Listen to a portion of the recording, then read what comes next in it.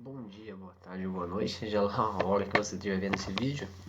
Meu nome é André, eu sou estudante da Uninter, faço licenciatura em História e vou apresentar um pouco sobre o meu portfólio, que tem como tema empreendedorismo, criatividade, inovação e responsabilidade social. Usaremos linguagem de sinais para abordarmos um pouco sobre esse assunto. Para entendermos um pouco a história da língua de sinais, é bom relembrar o período da Grécia Antiga, uma fase onde a maior parte da preocupação era estética, beleza, enfim. E os gregos acreditavam que sem a fala não havia linguagem, nem conhecimento.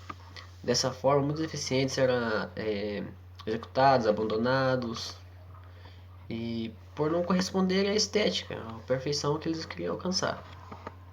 E já na Roma Antiga, não era tão diferente, porém eles não eram tão brutais, vamos assim dizer. Porém, os deficientes, principalmente os auditivos, eles eram marginalizados e privados de seus direitos. Na verdade, não só os auditivos, né? Quase todos os deficientes tinha lá um preconceito, né? Existia um preconceito que não servia para muita coisa. É um pouco pesado, sim, mas essa foi a realidade histórica. Então, foi isso. A educação com deficientes auditivos ela só se inicia no século XVI na Espanha, com Pedro Ponce de León, considerado o primeiro professor de surdos.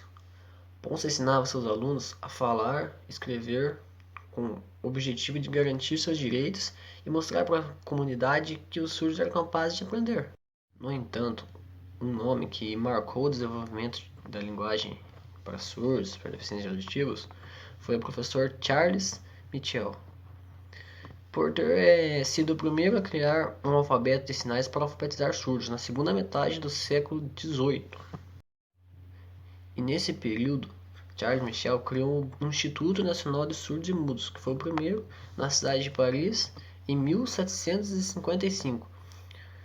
E ele afirmava que os surdos tinham uma linguagem própria, que só eles que conseguiam se comunicar daquela maneira. No entanto, mesmo havendo essa revolução na difusão da educação da linguagem de sinais, em 1880 aconteceu uma Convenção Internacional de Milão, onde os educadores de surdos presentes se baseavam na superioridade da língua falada, considerando a língua de sinais um retrocesso na evolução da linguagem, e dessa forma foi rejeitado e proibido qualquer tipo de comunicação sem ser oral. Não era oficial, vamos dizer assim, e também não foi levado tão a sério. Já no Brasil, logo vai surgir o que nós conhecemos como a linguagem de Libras, que é a linguagem de sinais brasileiros. Porém, a história se começa em um outro período lá de Dom Pedro II, né? E a gente vai falar um pouco sobre isso. Então, na época do Segundo Império, Dom Pedro II faz um pedido para o professor Ernest Rouet para comparecer ao Brasil para poder estar ensinando a metodologia da língua de surdos francesa. Já era um pouco diferente, mas servia. Rouet, também com a vinda dele ao Brasil, não, ele também fundou uma instituição em 26 de setembro de 1857, no Rio de Janeiro, para atender surdos e mudos. Porém, esse instituto atendia apenas crianças do sexo masculino, que já era uma coisa que não era muito certa, mas enfim.